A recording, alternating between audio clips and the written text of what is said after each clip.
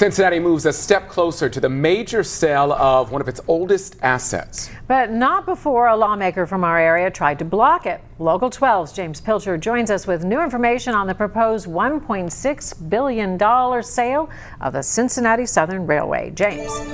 Yeah, Republican State Senator Louis Blessing of Colerain Township tells me he has major reservations about this proposed sale to Norfolk Southern. I asked him why he blocked the bill, needed to get it on the ballot for voter approval, and I asked Mayor Aftab Pureval what happens next. Governor Mike DeWine on Friday signed the state's annual transportation budget bill.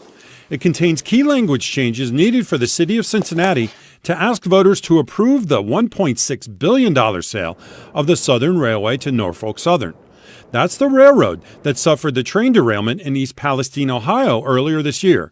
The accident led to a large burn-off of chemicals into the air and a major chemical spill into area streams. But that language almost didn't make it. State Senator Louis Blessing, whose district includes parts of Cincinnati, put a hold on changes to the so-called Ferguson Amendment allowing the sale. Senator, why did you put a hold on the bill, and what are your reservations about the sale? The thrust of it was that I felt like in the long run, we would have wound up with neither a fund nor an asset. But given the timing of it, it was lame duck when I first heard about it, and there would have been no public discussion about it. In the end, it finally passed and got to the governor's desk with 3 major amendments to the railroad language. The city can't receive any money if the trust fund dips below 75% of its original value. Cincinnati can only ask for voter approval once. If it fails, city officials cannot go back and ask again.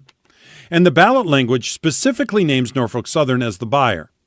Mayor Aftab Pureval welcomed the changes. They're all consistent with our goals. We want to make sure we protect the principle. We want to make sure that people have an opportunity to learn about this issue and make a decision for themselves whether to pass or not. As for when that will happen, Have you decided when this is going to go in front of voters? That hasn't been decided yet, but a decision will be made soon. Okay, so when do voters get to weigh in? well, there's 3 options for the city. They can put it on the ballot this coming November. They could do it for next spring's primary, or they can do it next November. But of course, that's a presidential election and could all be swept up in that. However, the city could possibly wait and want to wait to distance itself from all the controversy surrounding Norfolk Southern and the East Palestine derailment.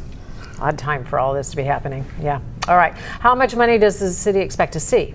Well, the city's going to take the investments off of that initial sale. They're going to invest that money, and they're expecting about $50 to $60 million a year, which is more than the $25 million it gets from the lease currently. They want to turn that money and invest it into infrastructure projects, roads, bridges, even new police stations. One other thing I did want to make sure that I said is that I asked the mayor directly about all of these rumors swirling around about him possibly leaving for Washington.